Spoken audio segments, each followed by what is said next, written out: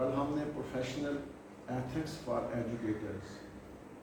کے موضوع پہ بات کی تھی اور اس کا ایک حصہ ہم نے کور کیا تھا. آج ہم اس کا دوسرا حصہ سیکنڈ پارٹ جو ہے وہ آپ کے سامنے رکھیں گے. تو اس ضمن میں جو سب سے پہلا پوائنٹ ہے وہ یہ ہے کہ آپ اپنا ایکٹیو رول پلے کریں کسی تعلیمی ادارے اور کمیونٹی کے درمیان ریلیشن شپ کو قائم کرنے کے لیے، چونکہ آپ بچے کے ذریعے سے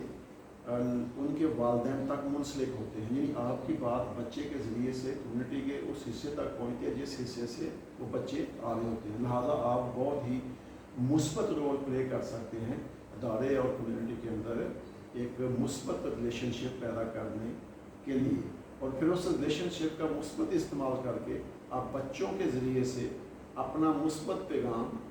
معاشرے اور کمیونٹی کو پہنچا سکتے ہیں، جس سے معاشرے اور کمیونٹی کی اصلاح بھی ہو سکتی ہے. لہٰذا ہمیں ایک ایکٹیو رول پلے کرنا چاہیے تعلیمی اداروں اور کمیونٹی کے اندر ریلیشن شپ کو قائم کرنے کے لیے. اور سیکنڈلی کہ آپ جہاں پہ باقی کام کر رہے ہیں، بچوں کی فلاح کا کام کر رہے ہیں، ان کی شخصیت کو ڈیولپ کر رہے ہیں، ان کے تعلیمی معیارات کو بہتر بنا رہے ہیں، اس کے ساتھ ساتھ آپ کو چاہیے کہ آپ اپنی جسمانی اور ذہنی صحت کا انتہائی خیال رکھیں، کیونکہ یہ سارے کام اس وقت ہی سارے انجام پا سکتے ہیں جب آپ جسمانی اور ذہنی لحاظ سے مضبوط ہیں، اسٹرانگ ہیں. ذہن سے اچھی سوچ اس وقت ہی پیدا ہو سکتی ہے جب وہ تندرست ہوگا، اور جسم سے اچھا عمل اس وقت ہی سر انجام دیا جا سکتا ہے جب آپ کا جسم جو ہے وہ توانا اور صحت مند ہوگا. لہٰذا جہاں ہم بچوں کی فلاح کا کام کرتے ہیں وہاں ہمیں اپنے جسمانی اور ذہنی صحت کا بھی خیال رکھنا چاہیے. اس کے بعد total compliance with rules and regulations. Being the employee of the institution, ہمیں ہر وقت کسی اس ادارے کی جس میں ہم کام کر رہے ہیں، ہر وہ اسکول ہے، کالج ہے یا یونیورسٹیز ہیں، ان کے جو رولز اور ریگولیشنز ہیں ان کے اوپر مکمل پابندی کرنی چاہیے، ان کو 100% لاگو کرنا چاہیے اپنے اوپر بھی اور اپنے اسٹوڈنٹس کے اوپر بھی، کیونکہ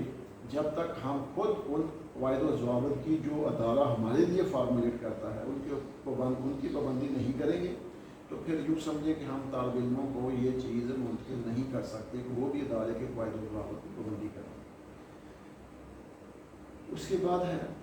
کہ جو ادارے نے آپ کو فیسلٹیز دی ہیں، سہولتیں دی ہیں، ان سہولتوں کو ادارے کی بہتری اور اس ادارے کے فائدے کے لیے استعمال کیا جائے. ان سہولتوں کو اپنی ذاتی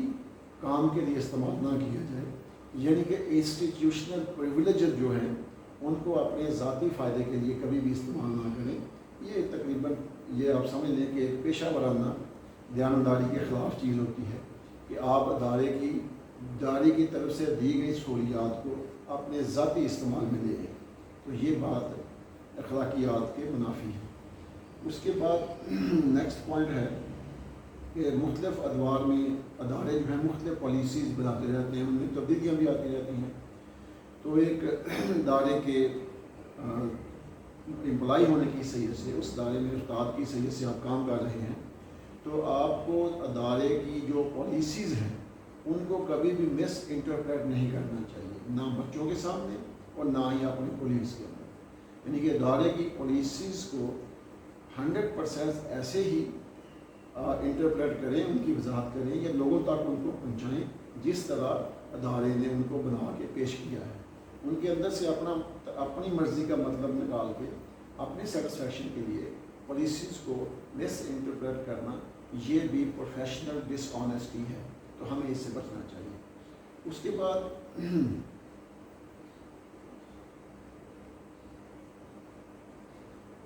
لاسٹ پوائنٹ ہے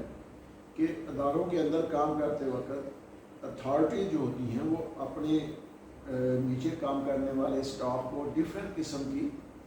ڈیوٹیز اسائن کرتے ہیں. تو کبھی بھی ایسی ڈیوٹی قبول نہ کریں، وہ ذمہ داری قبول نہ کریں جس ذمہ داری کو پورا کرنے کی آپ کے اندر صلاحیت نہیں ہے. مطلب اگر آپ کے پاس وہ اسکل اور ایبلٹی نہیں ہے، جو کام آپ کو دیا جا رہا ہے یا جو کام آپ لینے کا وعدہ کر رہے ہیں،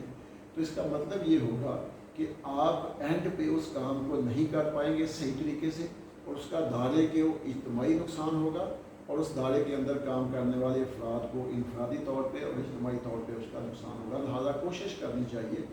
کہ جو ڈیوٹیز بھی ادارے کے سربراہ کی طرف سے آپ کو اسائن کی جا رہی ہیں،